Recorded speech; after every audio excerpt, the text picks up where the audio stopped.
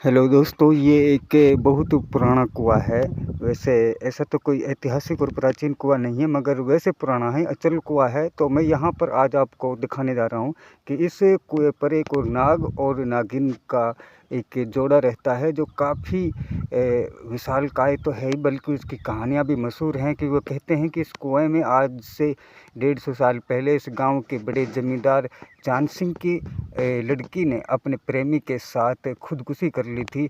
तो वही यहाँ पर सांप और सापन बनकर इस कुएं पर आज भी रहते हैं। ये देखो, ये आप ये इस जो कुआं है, इसको जहाँ पर स्नान करते हैं पानी के लिए, जहाँ पर कपड़े भी धोए जाते हैं। स्नान करना मतलब ये एक पानी खींचने के लिए एक जगह चबूतरा जैसा होता है। और इसके नीचे का जो हिस्सा है, जो कुएं का पास का, यहाँ पर ये आप देखो, ये एक गुफानुमा जगह है।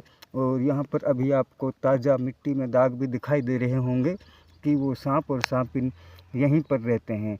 तो इसकी जो बड़ी दिलचस्प कहानी है, मगर आगे जब हम इसका जिक्र करते हैं और यहाँ के गांव वालों से पूछते हैं, वो अक्सर खामोश हो जाते हैं, डरते हैं उस कहानी का जिक्र करने से, या फिर कुछ देर बाद वो जज्बाती होकर बताना भी शुरू कर देते हैं।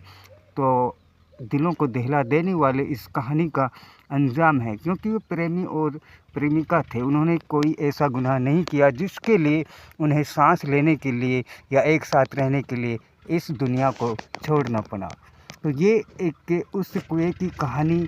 इस इलाके में एक ही कुएं पर ऐसी कहानियाँ नहीं मिलती, बल्कि ये तो एक बहाना है बताने के लिए। हर गांव में ऐसी आपको सैकड़ों कहानियाँ मिल जाती हैं।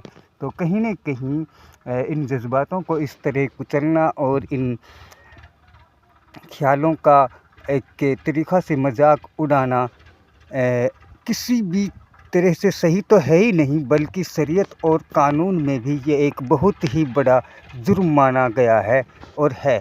और शायद इसी का आजकल आप देख रहे हैं कि गुनाह तो बहुत सारे हो रहे हैं, ज़िना हो रहा है, मगर मोहब्बत के नाम पर अगर दो प्रेमी जो खुद अपने सब तरह के फैसले लेने में काबिल भी हैं, उन्हें एक साथ रहने में ज़माने को न जाने क्या दिक्कतें होती हैं। ये पहले से ही होता आ रहा है, लेकिन आज मॉडर्न होते हुए भी अपनी मर्ज़ी से निकाह करना यहाँ पर बड़ा मुश्किल है। तो ऐसे जब दो दिल टूटते हैं, उन पर दबाव होता है, तो कहीं न कहीं वो क़यामत की निशानी नज़दीक आती हुई दिखाई दे जाती हैं। जो जना करना तो उन लोगों को आसान होगा, मगर एक साथ निकाह जोड़कर या सामाजिक रिश्ते में रहना, वो खुद को गुनहगार और एक जाहिल समझेंगे।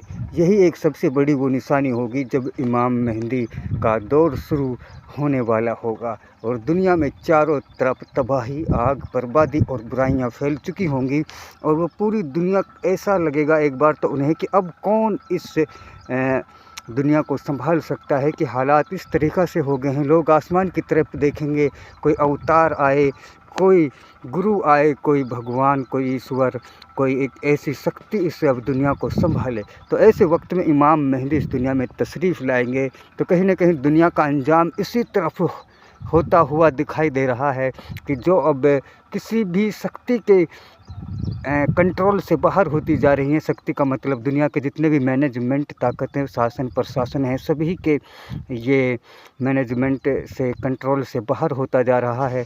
कि आप देख रहे हैं चारों तरफ खाड़ी में आग लगी हुई है, और इधर अमेरिका, रूस के भी हालात सही नहीं है। भारत पाकिस्तान में भी अब सरहदों पर बिल्कुल जंग जैसे हालात नहीं, बल्कि जंग शुरू माना जाना चाहिए। क्योंकि एक तरफ पानी को रोक दिया गया है, दूसरी तरफ वो शिमला संधि को तोड़ने की बात ही नहीं कह रही, लगभग तोड़ चुके हैं। क्योंकि जिसके लिए शिमला संधि की गई थी, वो असर कहीं नज़र नहीं आ रहा।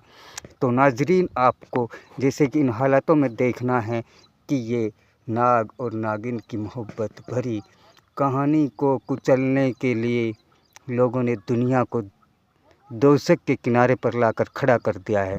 मगर इनकी कहानियाँ तो फिर भी यहाँ सदाबहार चलती रहेंगी, इन्हें तो वो नहीं बिचटा सकते। मगर ये देखिए, खुद वो अपने आप को दोज़ख के गड्ढे के किनारे ला चुके हैं। अब देख रहे हैं चार बाउंड डिस्कवरी की खास पेशकश में साहिल खान, कैमरामैन सरताज खान के साथ। फिर मिलेंगे, शुक्रिया, धन्यवाद।